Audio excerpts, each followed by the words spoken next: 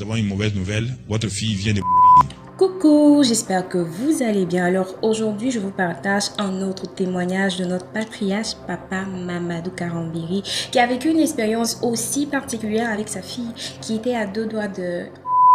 Ma fille est mariée aux États-Unis à Johnson City, au Tennessee. Le 7 décembre 2007, on nous téléphone qu'elle venait d'accoucher à l'hôpital. Le 9 décembre, 2 jours après, et le téléphone sonne. Quand je prends le téléphone dans mon bureau, j'entends, on dit, le pasteur Karambiri dit oui, c'est moi. Il dit, nous avons une mauvaise nouvelle, votre fille vient de mourir. Et la voix du Saint-Esprit dit, cela ne sera pas pour la gloire de Satan. Aie confiance. Nous servons le Dieu qui confond les sages et qui met au défi tout diagnostic humain. J'ai téléphoné à ma femme, j'ai téléphoné à la tour de prière, nos intercesseurs de prier. Et je téléphone sur le téléphone de ma fille. Il y avait sa copine qui était à l'hôpital. Quand sa copine a pris, dès qu'elle a reconnu ma voix, elle a crié. C'est là que j'ai su vraiment que ma fille était décédée. Le Saint-Esprit m'a dit, je suis l'auteur de la vie. Et notre combat va commencer. Et vous savez ce que Dieu a fait? Dieu me dit de rester au Burkina pendant 1 semaine avant d'aller. Alors, j'ai pris l'avion le 15 décembre. Je suis resté faire le culte à Atlanta. Et les chrétiens me regardaient. Ils me disaient, tu es fou ou quoi?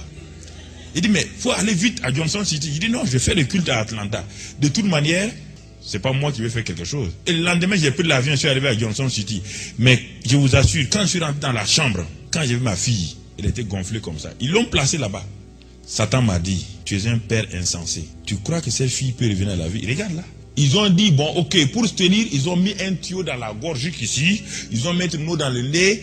Ils m'ont dit maintenant, est-ce que vous allez le laisser maintenant que vous avez vu? C'est fini. Nous avons dit non. On est resté là-bas. Chaque jour, je faisais le tour du lit où elle était posée. Avec mon beau-fils, on a ouvert la Bible. On était là, le Saint-Esprit, l'auteur de la vie. Et un jour, j'ai demandé, est-ce qu'on ne peut pas enlever le tuyau? Ils ont dit, mais dès qu'on enlève, c'est fini.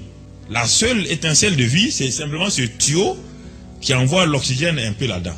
Et j'ai dit, Seigneur, agis. Prenons ensemble Matthieu 19, le 27-26, qui nous dit, Jésus les regarda et leur dit, aux hommes, cela est impossible, mais à Dieu, tout est possible. Ils ont enlevé le tuyau. 5 minutes, 10 minutes ont passé, ils nous ont appelé de revenir. On est revenu, j'ai trouvé ma fille. Elle commence à dire, ils ont dit, c'est pas possible. La respiration commençait à monter, normalement. On dit qu'elle respire par elle-même. Ils sont venus, ils ont fait un conseil des médecins. Ils m'ont dit, mais ça, rien ne s'est passé là. J'ai dit, elle va marcher, elle va vivre.